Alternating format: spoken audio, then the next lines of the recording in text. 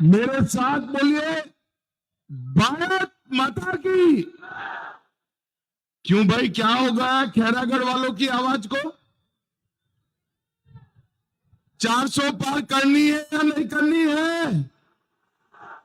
मोदी जी को तीसरी बार प्रधानमंत्री बनाना है या नहीं बनाना है? संतोष जी को दूसरी बार सांसद बनाना है या नहीं बनाना है? तो ऐसी आवाज नहीं चलेगी भाई। दोनों हाथ उठाइए, उठाइए सभी लोग दोनों हाथ। सामने बैठे हैं गैलरी में, वो भी उठाए जरा। विजय के संकल्प की मुट्ठी दीजिए और प्रचंड आवाज से बोलिए, भारत माता की, भारत माता की जय श्री राम, जय जय श्री राम। आज इस सभा के मंच पर उपस्थित छत्तीसगढ़ के लोकप्रिय मुख्यमंत्री विष्णुदेव साय जी, उप मुख्यमंत्री भाई विजय शर्मा जी, हमारे प्रभारी श्री नितिन नवीन जी, श्री नारायण चंदेल जी, अशोक शर्मा जी, श्री खूबचंद पारेख जी, श्री रतन शर्मा जी, भूपेंद्र संवन्नी जी, भूतपूर्व सांसद और युवा नेता अभिषेक सिंह जी, और आज जिनको जिताने के लिए मैं यहां आया हूं, ऐसे हमारे प्रत्याशी श्रीमान संतोष पांडे जी, और आज इस सभा में आए हुए प्यारे भाइयों बहनों माताओं और मेरे जिगर के टुकड़े जैसे युवा मित्रों, आप सभी को नमस्कार। सबसे पहले मैं मां बमलेश्वरी, मां दंतेश्वरी, मां महामाया और चंद्रहासिनी मां को प्रणाम कर कर मेरी बात की शुरुआत करना चाहता हूं। आज मैं यहां आया हूं तब चंद्रगिरी तीर्थ के आचार्य विद्यासागर महाराज जी को भी स्मरण कर श्रद्धांजलि देना चाहता हूं। भाई और बहनों, आज अंबेडकर जयंती है। आज पूरा देश हमारे संविधान के निर्माता अंबेडकर जी को याद करता है। उनका योगदान इस देश के दलित, पिछड़े, आदिवासी, गरीबों के लिए कभी भुलाया नहीं जा सकता। आज के दिन सभी लोग संविधान के स्पिरिट को जमीन तक ले जाने के काम करते हैं, मगर ये कांग्रेस पार्टी आज के दिन भी झूठ बोलने से बाज नहीं आती। अभी अभी मैंने टीवी पर देखा, कांग्रेस के नेता खड़गे जी ने कहा मोदी जी संविधान बदल देंगे, और इनके चेले चपाटे नीचे कहते हैं मोदी जी आरक्षण खत्म कर देंगे। भाई और बहनों, मैं छत्तीसगढ़ की जनता को कहने आया हूं, जब तक भारतीय जनता पार्टी राजनीति में है, आरक्षण को हम कुछ नहीं होने देंगे। आरक्षण चाहे आदिवासियों का हो, दलितों का हो या पिछड़े समाज का हो, भारतीय जनता पार्टी ना आरक्षण खत्म करेगी, ना कांग्रेस खत्म करना चाहे तो उसको हम खत्म भी नहीं करने देंगे। भाई और बहनों, ये लोग झूठ का व्यापार कर।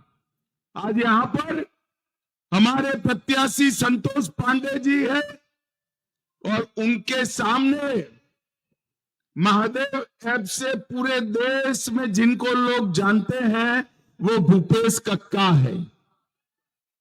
भाई और बहनों, बताओ, अभी अभी इस राज्य की जनता ने इनको करारी हार दी है।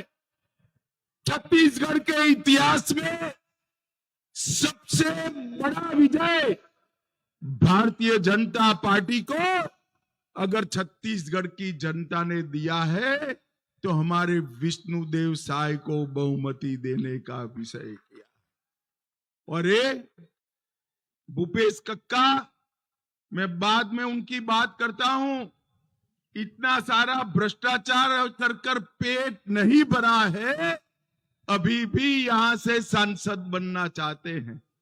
मैं आज राजनांदगांव की जनता को कहने आया हूं, आप लोगों ने भूपेश कक्का को विधानसभा में हराया, छत्तीसगढ़ की जनता ने हराया, इससे भी बड़े मार्जिन के साथ इनको फिर से एक बार घर पर भेजने का काम करिए और संतोष पांडे को विजयी बनाइए। भाई और बहनों, संतोष पांडे जी के नाम के सामने कमल का निशान है। कमल के निशान पर जितना भी बटन दबाओगे वो वोट सीधा दिल्ली में नरेंद्र मोदी के अकाउंट में जाने वाला है। संतोष पांडे को दिया हुआ हर वोट मोदी जी को प्रधानमंत्री बनाने वाला है। भाई और बहनों, मोदी जी को 2 बार प्रधानमंत्री बनाया, 2 बार में उन्होंने छत्तीसगढ़ को बहुत आगे बढ़ाने का काम किया है। तीसरी बार बना दो, मैं आपको बताता हूं कि छत्तीसगढ़ को हम नक्सलवाद से मुक्त राज्य बनाने का काम करेंगे। भाई और बहनों, आज जब मैं यहां आया हूं तब मैं हमारे मुख्यमंत्री और गृह मंत्री, उप मुख्यमंत्री विजय जी को विशेष बधाई देने आया। ये भूपेश कक्का की सरकार थी, नक्सलवाद के खिलाफ हमारा आंदोलन बहुत मंद हो गया था। हमारे मुख्यमंत्री उप मुख्यमंत्री की जोड़ी ने इतने कम दिन में 54 से ज्यादा नक्सलवादियों को ढेर करने का काम किया। 150 से ज्यादा लोगों को अरेस्ट करने का काम किया है और 250 से ज्यादा लोग सरेंडर कर गए हैं। भाई और बहनों, ये 10 साल के अंदर मोदी जी ने नक्सलवाद को पूरे देश से समाप्त किया है। एक उसकी पूंछ बची है सिर्फ छत्तीसगढ़ में। मैं आपको विश्वास दिलाता हूं, मोदी जी को तीसरी टर्म दे दीजिए, 3 साल में नक्सलवाद को हम समाप्त कर देंगे, छत्तीसगढ़ से समाप्त कर देंगे। भाई और बहनों, नरेंद्र मोदी जी ने किसान कल्याण के लिए ढेर सारे काम किए हैं। ये कांग्रेस पार्टी और राहुल बाबा किसानों के लिए चिल्लाते हैं, मैं उनको याद कराने आया हूं। राहुल बाबा, आपका जब शासन था तब 2013-14 में किसानों के कल्याण का बजट सिर्फ 22,000 करोड़ था। कितना था भाई? जोर से बोलो, कितना? मोदी जी ने 22,000 करोड़ से बढ़ाकर 1,25,000 करोड़ बजट करने का काम किया। हर किसान को 6,000 रुपया हर साल मोदी जी भेज रहे हैं। और धान की खरीदी जो कांग्रेस पार्टी ने महत्तम सीमा पर 475 लाख मैट्रिक टन की थी, हमने उसको बढ़ाकर 475 से बढ़ाकर 830 लाख मैट्रिक टन तक धान की खरीदी करने का काम किया है। और भाई और बहनों, मैं तो विष्णुदेव जी को और हमारी सरकार को और बधाई देना चाहता हूं।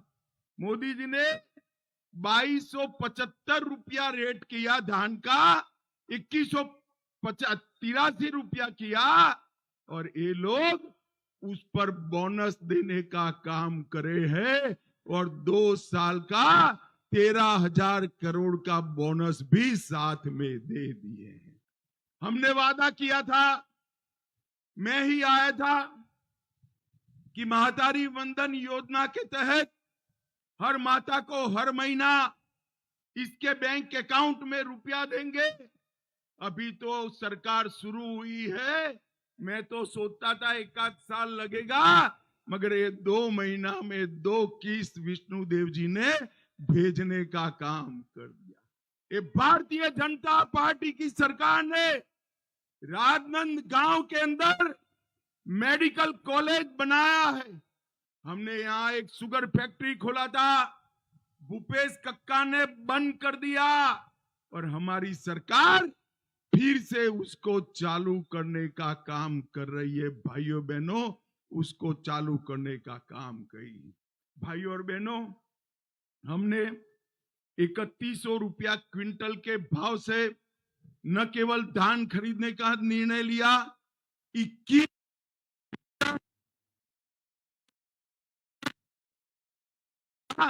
हमने निर्णय किया है, और लगभग 24 लाख किसानों को इसका फायदा हुआ है। भारतीय जनता पार्टी की सरकार, चाहे अटल जी की हो, नरेंद्र मोदी जी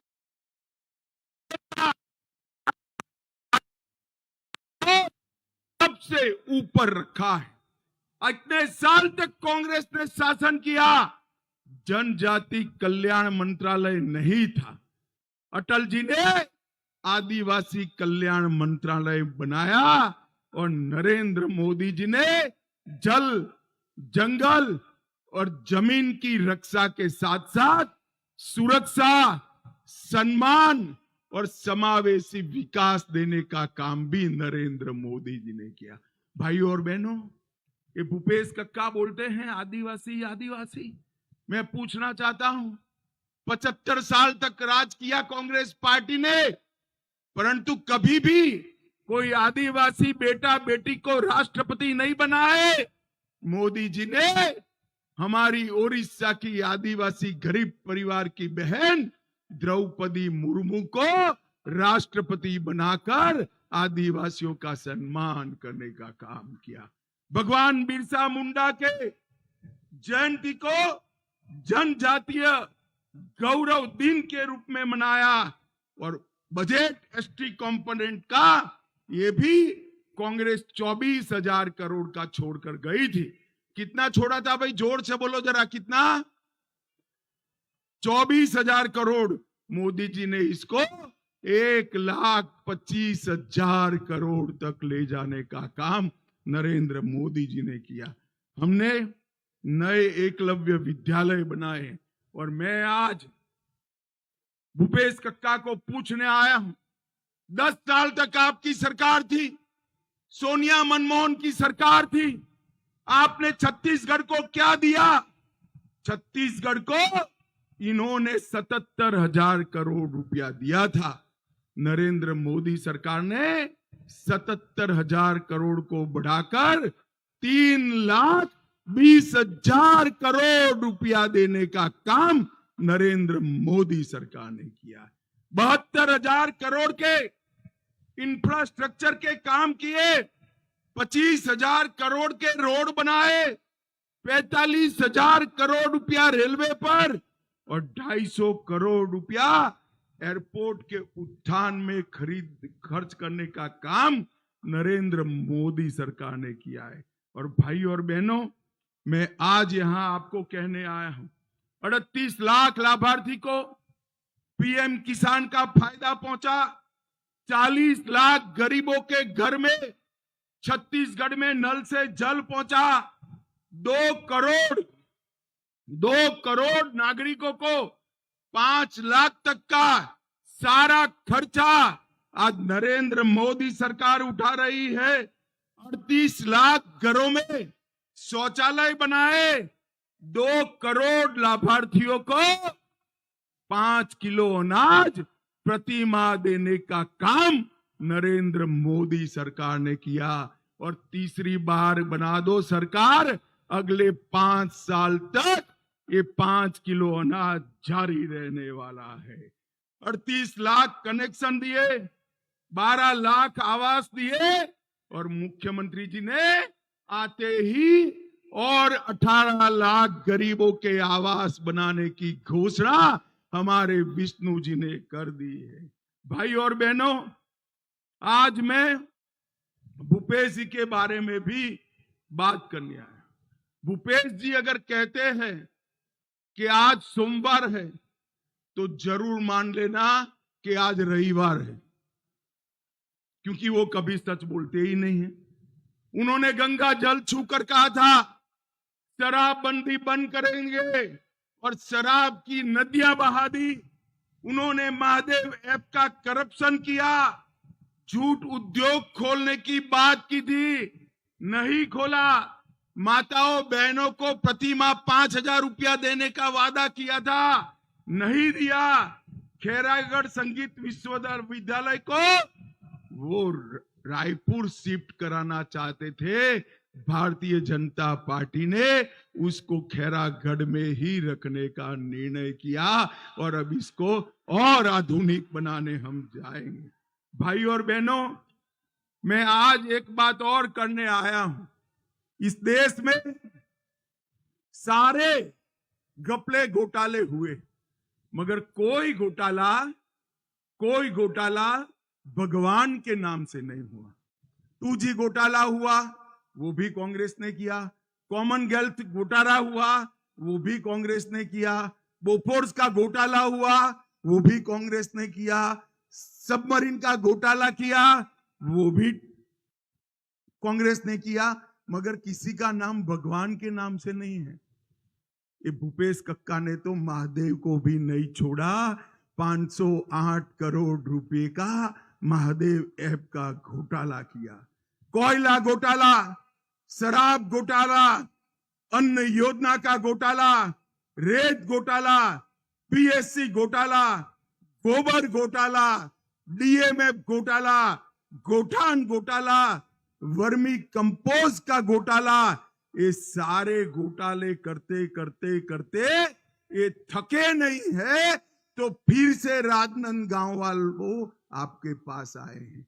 इनको फिर से चुनना चाहिए क्या? जरा बताओ तो भाई, चुनना चाहिए? अरे जोर से बोलो, चुनना चाहिए?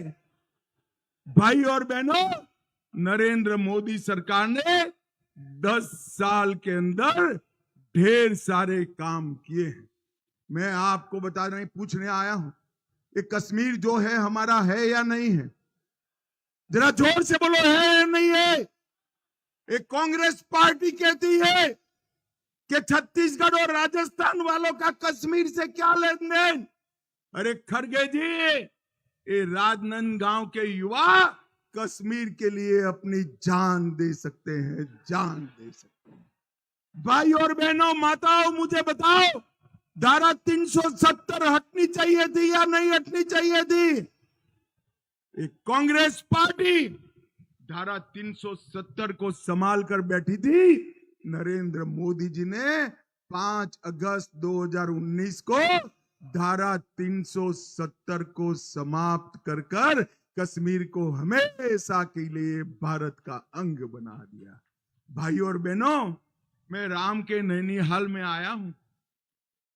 मुझे बताओ, अयोध्या में राम मंदिर बनना चाहिए था या नहीं बनना चाहिए था? जोर से बोलो, बनना चाहिए था या नहीं बनना चाहिए था? एक कांग्रेस पार्टी 70 साल से राम मंदिर के मुद्दे को भटका रही थी, लटका रही थी, अटका रही थी। मोदी जी ने आपने दूसरी बार प्रधानमंत्री बनाया, मोदी जी ने भूमि पूजन भी किया, केस भी जीता और 22 जनवरी को प्राण प्रतिष्ठा कर कर रामलल्ला को अपने भव्य मंदिर में विराजमान थे। और 17 तारीख को भगवान राम का बर्थडे है, रामनवमी है। 500 साल के बाद पहली बार रामलल्ला अपने मंदिर में बर्थडे मनाएंगे। भाइयों, मंदिर में मनाएंगे। भाई और बहनों, एक कांग्रेस पार्टी ने कुछ नहीं किया। और मैं आज, मोदी जी ने अभी अभी घोषणा पत्र जारी किया है, मैं आज कहकर जाता हूं, हमारा घोषणा पत्र में मोदी जी ने कहा है कि हम पूरे देश में यूसीसी को लागू कराएंगे। भाई और बहनों, पूरे देश में विधानसभा और लोकसभा के चुनाव एक साथ कराए जाएंगे, वन नेशन वन इलेक्शन जमीन पर लाएंगे। सारे बुजुर्ग 70 साल के जो है वो सारे, कितनी भी इनकम हो, 5 लाख तक का उनका पूरा इलाज फ्री ऑफ कॉस्ट कर दिया जाएगा। 3 करोड़ घर और बनाएंगे। गरीबों के घर पर सोलर पैनल लगाए जाएंगे और 3 करोड़ घरों में झुग्गी झोपड़ी में रहने वालों को प्रायोरिटी देंगे। और गैस का सिलेंडर दिया है ना माताओं बहनों, जोर से ताली बजाओ। अब पानी की तरह नल से गैस भी आने वाला है और सस्ता गैस आने वाला है। हमने 1 करोड़ लखपति दीदी बनाया है, आगे चलकर हम 3 करोड़ लखपति दीदी मेनली आदिवासी और पिछड़ा समाज का बनाने का काम नरेंद्र मोदी जी करेंगे। भाई और बहनों, मोदी जी ने देश को समृद्ध किया, मोदी जी ने देश को सुरक्षित किया, मोदी जी ने देश को आतंकवाद से बचाने का काम किया है। 10 साल तक सोनिया मनमोहन सरकार थी, आए दिन आतंकवादी पाकिस्तान से घुसते थे, घुसकर आलिया मालिया जमालिया आकर यहां बम धमाके करते थे, कोई रोकने वाला नहीं था। मोदी जी आए, उरी और पुलवामा में किया, 10 ही दिन में सर्जिकल स्ट्राइक और एयर स्ट्राइक कर पाकिस्तान के घर में घुसकर आतंकवादियों का सफाया करने का काम नरेंद्र मोदी जी ने। भाई और बहनों, इस देश के युवाओं को, किसानों को, महिलाओं को, इस देश के गरीबों को अगर आगे ले जाने का कोई एक काम कर सकता है तो वो नेता का नाम है नरेंद्र मोदी और वो पार्टी का नाम है भारतीय जनता पार्टी। आने वाले दिनों में 26 तारीख को सुबह 7 बजे ही लाइन लगाकर कमल के निशान पर बटन दबाइए।